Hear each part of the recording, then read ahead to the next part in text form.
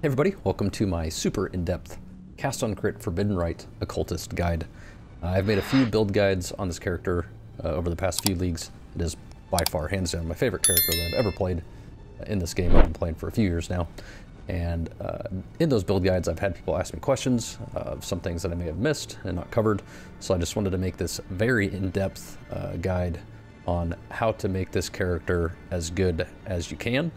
Because once you get it to the point that I have it at, and I've got it at the past few leagues, it's pretty much unstoppable.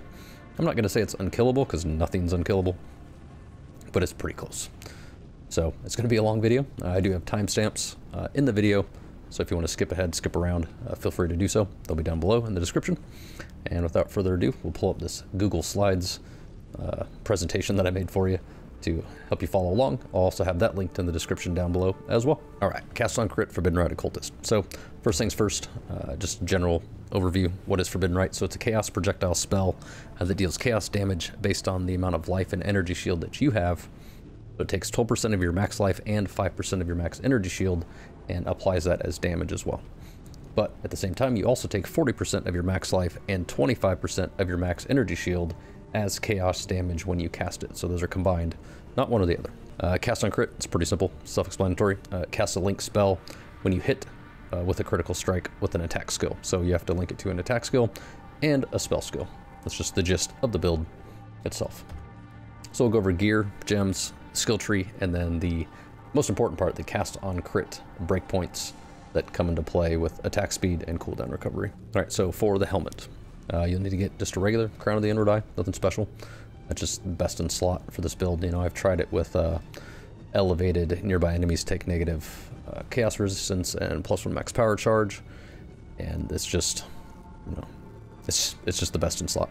You know, I try to get it with a 21% roll. You can obviously divine it or just buy it with a 21% roll. They're not super expensive ever, really. Getting it with the enchant will add a little bit of value to it, and it's not required, but it will definitely add a significant amount of damage getting that extra projectile.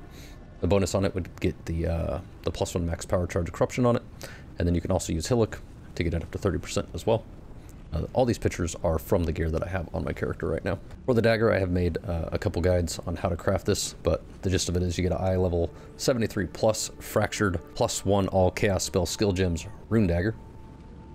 Try to get one with as high base attacks per second as possible, and then use perfect fossils to get it to at least 24% quality. Try and go for 30 if you can, but basically because you'll want to do the enchant for attack speed or crit chance. I usually go for attack speed because attack speed's a little harder to get. Use Essences of Zeal, depending on how fast your attack speed that you need to get to. We'll go over that in the breakpoints, but you spam those until you get a high tier of crit chance and crit multi, and then you do suffixes cannot be changed. Hit it with a Veiled Chaos Orb, craft increased physical damage, and then you will try to unveil either increased spell or increased chaos damage. They both work the same because it's a spell. You do get more increased spell damage, I think it goes 70-something%, but you see the one I got here, 63% chaos damage, and it's enough. You do need to have an open prefix so you can craft hits can't be evaded because you are cycloning, and that way you don't have to worry about accuracy. And as I said, you can do the Harvest Enchant with either attack speed or crit chance, depending on what you need. Once you get the build all together, just do the enchant at the end. The shield, just a basic Aegis Aurora. This is the shield that I have. You don't need the socketed curse gems on there. +2 AoE or aura gems would be best. And then you can use Hillock to get 30% quality. One big takeaway is that you get +5 to max cold res, which will help in the end because you're gonna have to use Meld into the Flesh, and you'll get, you know, well over 80% all res. But you also recover energy shield equal to 2% of your armor when you block, and you are block capped, so you recover a significant amount of energy shield every time you block. For the body armor, there's a couple options here. So this is the one that I use, crafted. I get fractured global defenses. They're fairly expensive. As always, do perfect fossils till you get to 30% quality. And then you spam deafening essences of loathing for the mana reservation efficiency of skills. You want to go for a high armor and energy shield roll. We're not using evasion. I got flat evasion on there. Kind of sucks, but you know, it works. Try to get strength and dex in here if you can. If not, probably have to craft it like I did. And then use the Eldritch Embers to get effective non-curse auras, and the Eldritch Ecors to get period of ice, Purity of Ice Aura effect. Those are the upper level ones, so you use the Embers, and then you use Orb of Conflict to get it to a higher level. But if you just use, you know, Grand or greater, that should be fine. You can harvest enchant this as well for any res or dex or strength that you're missing, but I didn't need to on mine. Your other option, significantly cheaper, is you can use the Skin of the Lords or Loyal. So for the Skin of the Lords, it gives you +2, so you will only need to use a level 4 Awakened Castoncrit, which will be significantly cheaper. It will give you a random mod at the bottom there. This is the one that I have in my inventory that I used when I was starting the build. Zealot's Oath, which life regen applies to Energy Shield. But you can, don't buy one with Resolute Technique because it stops you from critting and your build will not work. You can't change any socket colors, and in the Skin of the Lords, all of your gems must be corrupted. Skin of the Loyal gives you +1, so you only need level 5 Awakened Castoncrit. You can get really good double corrupt mods on there. As you see, the one I have here, got +2 AoE, +2 Aura, so that would actually give you +2 to your Forbidden Rite, because Forbidden Rite is an AoE skill as well. But also you can't change socket colors as well. So, you know, those are 2 budget options for you. You just have to make sure you buy them with the 3 blue, 3 green. For the gloves, I spent a lot of currency crafting these things. You're going to want to try to buy +2, or gloves with +2 max cold res. It's just trying to get that win 2, maybe 3 times in a row, depending on which embers you use to get +1 max cold res. It's painful. Try to get Sorcerer Gloves so you can get more flat ES. Use Perfect Fossils, obviously get 30% quality. And then do Essence of Zeal for attack speed until you get some res. And then, as always, try to get some sort of strength or dex on here if you can. I didn't on mine. The real hard part, Veiled Chaos Orb craft. I tried multiple different ways to do this.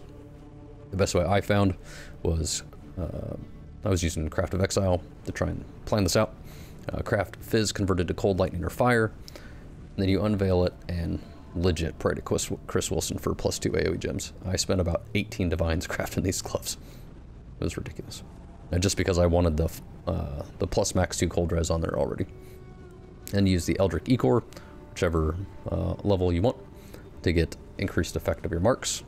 And as you see there, I got one with Fractured Chaos res, but I use Chaos Inoculation, so I don't need it. But it was the cheapest option to get the +2 max cold res on there already in Sorcerer Gloves. So for the boots, you see there, I mean, there's way too much to type in here to try and explain it and to go over it in the video. The link for the video will be in the description below and also in the slideshow as well. But the gist of it is you get double elevated boots, so you get elevated cooldown recovery, elevated tailwind, awaken orb them together, hope for a good suffix, and then suffixes cannot be changed, veiled chaos orb, craft mana, get move speed, cannot be chilled, craft cannot be frozen. That's the gist of it. And you want to get the reduced mana cost of skills if you've been hit recently, because Forbidden Rite always hits you. You're always getting that 18% reduced mana cost of skills. For the belt, you know, that's a Mageblood, is what it is.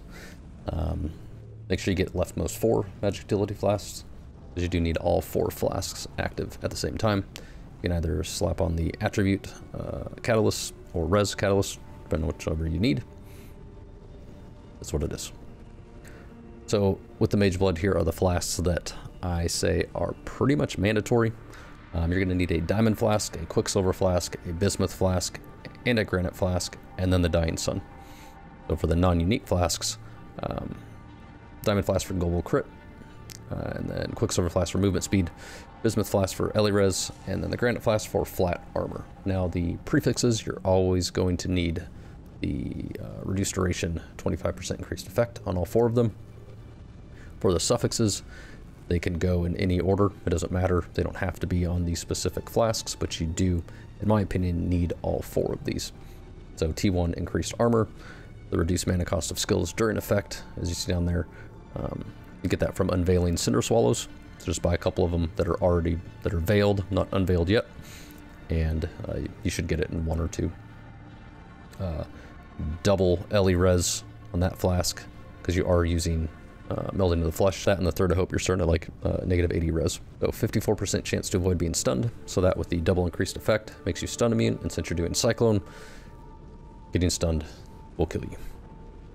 The Dying Sun is literally just for the fire's additional projectiles during effect, which adds a significant amount of damage as well.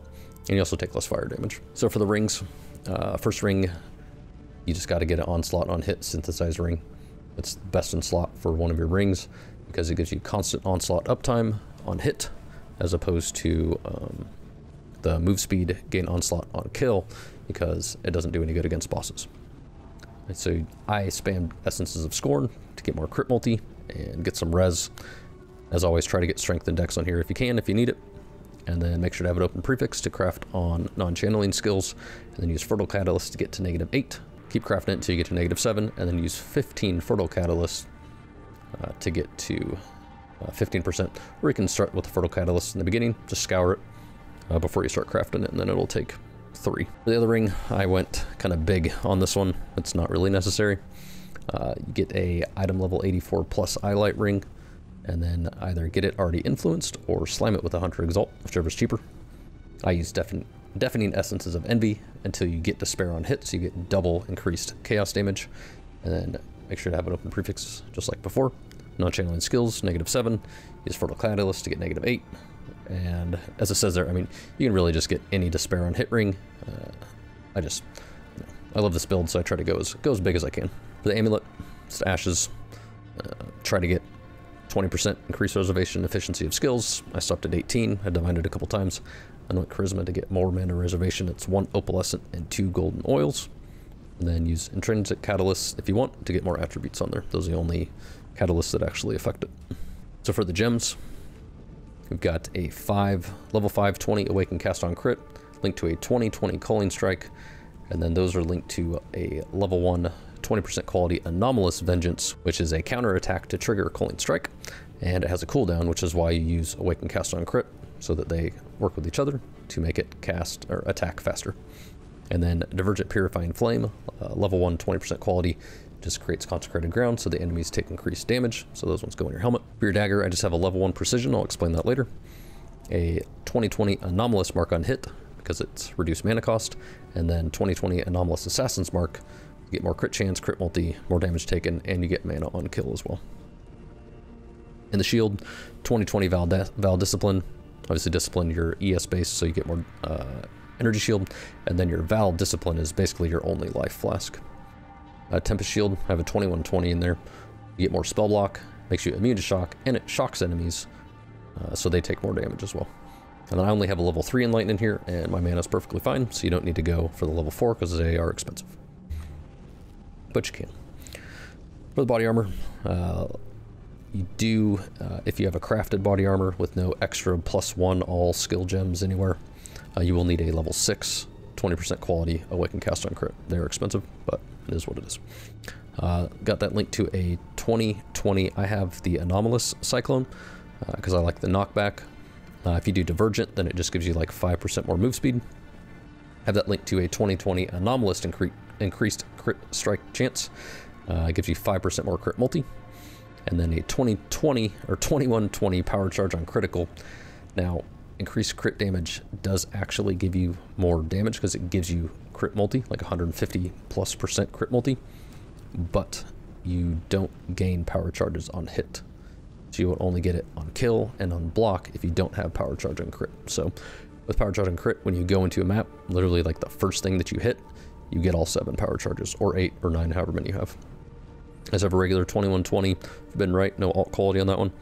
And then a level 5 20 Awakened Void Manipulation, which gives you more chaos damage, and then +1 to all of your chaos skill gems. Gloves, just a regular 20, level 20 Determination, a 21/20 Period of Ice, which gives you additional max cold res, linked to a level 4 Enlighten, and then a 20/20 Anomalous Zealotry, which gives you 4% crit multi. Just trying to min-max it as much as possible. For the boots, 20/20 Anomalous Withering Step. So with Ashes, and then it's linked to Enhance, the second you hit Withering Step, it gives 13 withered stacks, and it only goes up to 15, so they're pretty much max withered immediately. 21/20 Anomalous Molten Shell, so the Anomalous with the Ashes and the Enhance, it gives Molten Shell the ability to take an additional 15% of your armor taken by the buff. And then just any movement skill in your boots. I use Flame Dash, but you know, you can use Frost Blink or just regular dash or whatever you prefer. shield charge. All right, moving right along. So the skill tree. This is the overview of it. I'll go over it individually, each very important area of it. So the first thing, Chaos Inoculation. It's right there. Max life becomes 1, so you literally have 1 life, but you're immune to chaos damage, so everything's energy shield. So over here on the left side, you're going to want to get a large Thread of Hope. Try to get -10 to all elemental resistances. It goes up or down, depending on how you look at it, to -20, and you're already fighting res with Meld into the Flesh, so try to get -10. Make sure you get a large one. So the only reason for this is you take Divine Shield, which, as you can see there, can't recover energy shield above armor, but you're armor based, so that's fine. 3% of the physical damage that you prevent from hits recently is regenerated as ES per second. Super nice. And then Glancing Blows is how you get block capped. So chance to block attack and spell damage is doubled, but you take 65% of damage when you block. So it's a give and take there, but it's worth it. This is the first large cluster jewel in the top left. I tried to make this as easy to understand as possible. This is obviously going to be in the POB, but the large cluster jewel, you're going to want to get Touch of Cruelty, Unholy Grace, and Wicked Pale. For medium cluster, you're going to get Eye to Eye and Repeater, and then Pressure Points and Quick Getaway. So that's Eye to Eye and Repeater, you know, attack speed, damage, and then Pressure Points, Quick Getaway, crit chance. The real important one in this is your Watcher's Eye. So gain 27 energy shield per enemy hit while affected by Discipline. Goes up to 30. I would say that's pretty much mandatory for any Chaos Inoculation build. Otherwise, you're gonna die. There's no way you can regen energy shield fast enough. You're hitting because you're Cyclone, so that's how you don't die. And then the gain a flask charge when you deal a critical strike while affected by precision. So that's why I have that level 1 precision in there. And we're 100% crit chance, so we're always dealing a critical strike. And the only flask that I have that can gain charges is Dying Sun, so it is literally always up. And I have use when charges reach full, so I don't have to worry about it. I don't ever have to hit flasks. For your 1 free jewel socket in here, just get Corrupted Blood. Cannot be inflicted on you implicit, and then any kind of res or stats, whatever you're missing on there, it's kind of a freebie. Just make sure you get the Corrupted Blood implicit, unless you get it on like your Watcher's Eye or Thread of Hope or something. For the top, you're going to get a Militant Faith Timeless Jewel that is converted by High Templar Dominus in order to get the Inner Conviction on there. So make sure you get 1% reduced mana cost of skills per 10 devotion. They're generally pretty cheap. You literally just use it for that one node. 3% more spell damage per power charge. Gain power charges instead of frenzy charges. You can't use like Blood Rage or anything like that to get frenzy charges to boost your attack speed, which you shouldn't have to anyways. But since right now I have 7 power charges, so that's 21% more spell damage just from that one node. For your other large cluster jewel on the right side, my character's only level 96, so I could get, 4 more levels. But I have a Essence Rush, a Mage Hunter, Practice Caster. The only one that I have that really matters is Mage Hunter because it gives you 4% chance to block spell damage, which gets you spell damage block capped. Then obviously gives you increased spell damage, and your only other option, if you did use increased critical damage, to gain a power charge would be this node, 20% chance to gain 1 when you block. And then the medium cluster I have in there is just another Eye to Eye, and then Streamlined. I don't need Repeater because I don't need any more attack speed. And Melding of the Flesh. It's sad that they took added the -4 to all max elemental res, because last league that did not exist. It was just negative to all ele res. That's it. So now you're fighting against that as well. So -70 and -4 is max rolled. So try to go for that because you're always fighting against res. You're trying to get to 90% all res, but your elemental resistances are capped by your highest max elemental resistance instead. So that's why you go with Aegis Aurora, which gives you +5, plus Period of Ice, which gives you +5, and then increased effect of non-curse auras will get you up to 87-ish, depending on how much increased effect of non-curse auras and your Period of Ice increased effect on your body armor that you get. For the Ascendancies, Void Beacon, nearby enemies have -20 chaos res and 100% reduced life regenerate. So within presence, chaos res doesn't matter because you're chaos inoculation, you're immune. Gives you 15% more chaos damage, and you inflict withered on nearby enemies for 15 seconds every second. And it hinders nearby enemies, so they deal 15% reduced damage over time. Unholy Authority lets you apply an additional curse, and your hexes can affect hex-proof enemies. So you get Assassin's Mark and then Despair. And then Forbidden Power is a real important one, so you get increased damage per power charge, and you gain a power charge after spending a total of 200 mana. If your build works out right, it'll take you a while to spend 200 mana. And then +1 max power charges. So what I've been playing around with is I swapped out Withering Presence for Profane Bloom because I get 13 Withered stacks immediately when I hit Withering Step. And it seems to be working out because the 50% chance to explode, dealing a quarter of their max life as chaos damage, helps a lot with clear. So, try those out. Get to the point that you're, cruising through juice maps and you want to try and clear a little faster and you don't really have to worry about damage too much. Profane Bloom will help a significant amount. All right, so for castoncrit breakpoints, I'm gonna try and explain this as best I can. It's pretty much just basic math. So there's 3 levels of cooldown recovery. You have 0 to 13%, 14 to 51%, and then 52% and up. Now your attacks per second, if your cooldown recovery is 0 to 13, in order to not miss an attack, your attacks per second can be up to 6.06. If your cooldown recovery is between 14 and 51%, your attacks per second can be up to 7.57. And then once you get to 52%, they can be up to 10.1. So this is my character right here. So if you go to Forbidden Rite, you click on Miscellaneous, right down there you can see 52%. And then Path of Building, you go with Cyclone because that's what you're actually attacking with. I got mine perfectly to 10.10. So here's just a little picture here. So this is the stats on my Awakened Cast on Crit on in my body armor, 34%, and then on my boots is 18. So 34 plus 18 is 52. And then in Path of Building, make sure that you have the correct things checked. So I have Onslaught all the time, every time I hit. So make sure you have that checked because it will make a difference. All right, so there is actually a way to do a budget-ish version of this. You won't be able to use the Dagger. You will have to use a Gemini Claw in order to get the mana per enemy hit, because otherwise you will always run out of mana. So this is one that I crafted while I was building this up. I basically sold all of my gear from my Righteous Fire build and my Cast on Crit Ice Spear in order to get the Mageblood. But this is generally what I was using before. Just Fractured Global Crit Multi, T1, and then spam Zeal Essences till you get critical strike chance, and then it's the same process. You just don't get the +1 all chaos spell skill gems. But that one, it was great. And then as I showed you in the slideshow, this is a Zealot's Oath, so it gives life regen applied to energy shield so it won't break your build. 3 blue, 3 green. I also have this one, Conduit, 3 blue, 3 green. Share endurance, frenzy, and power charges with nearby party members. Doesn't break your build. Gives you +2 socketed gems. You just have to corrupt them all.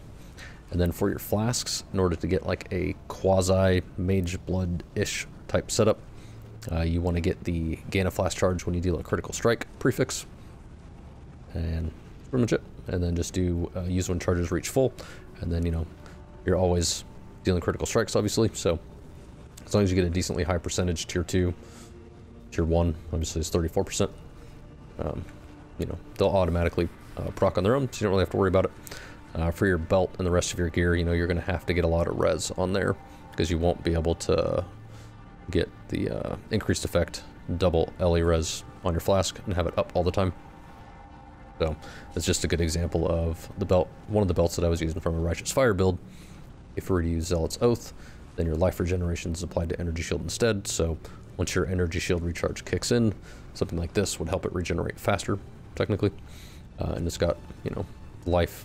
Obviously you wouldn't want life on it because you don't use life, but just high res on your boots, movement speed, stuff like that. All right, well, I hope this helped.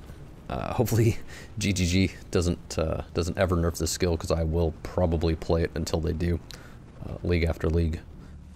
It's the best skill, in my opinion, that the game has ever created.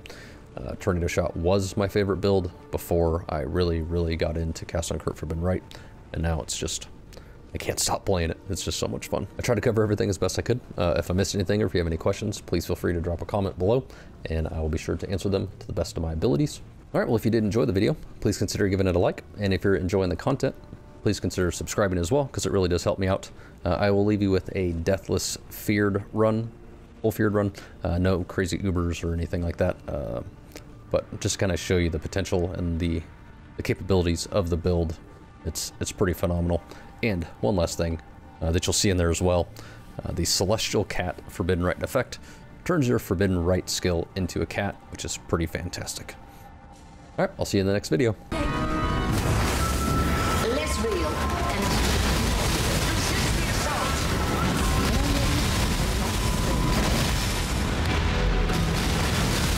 Grip of the infinite.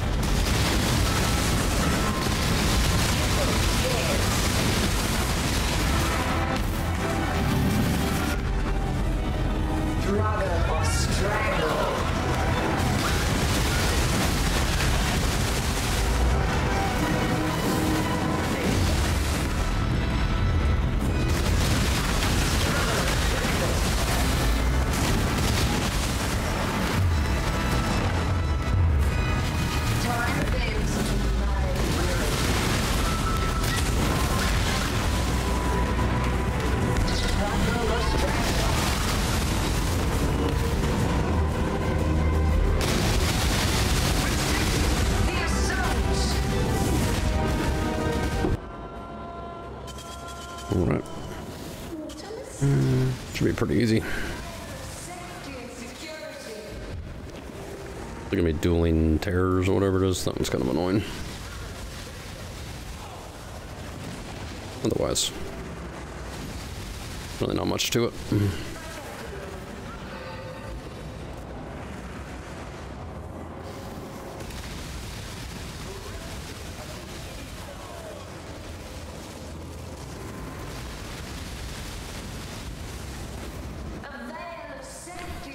That's so annoying.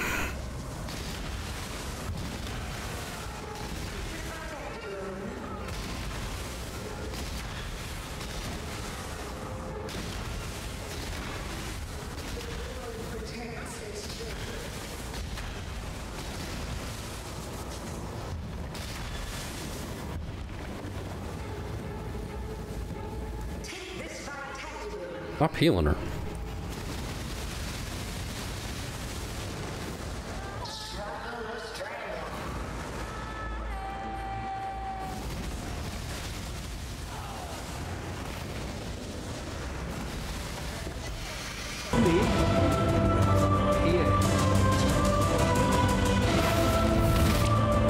Aldo had some ingenious designs hidden in his memory.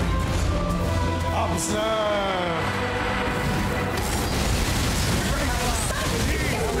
Designs were flawed. Do you remember dying here? You will.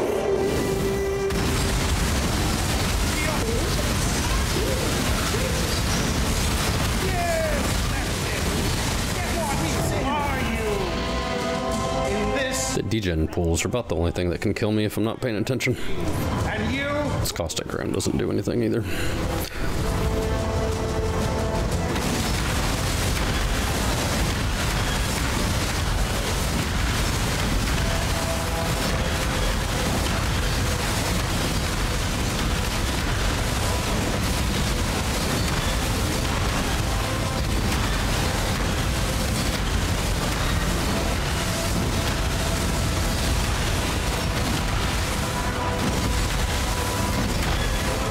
This one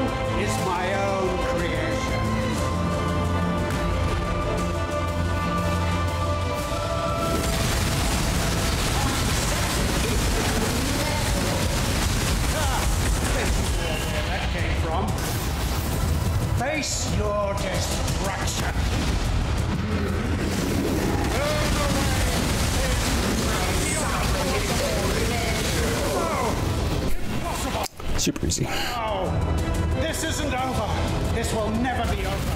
I will unify humanity.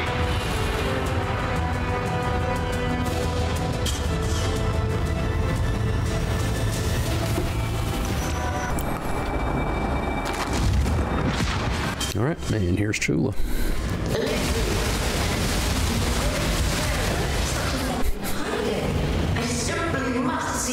Pretty easy. All right, so for whatever reason, my camera stopped working when I was recording this one, but here's the Feared. The long-awaited event is finally here.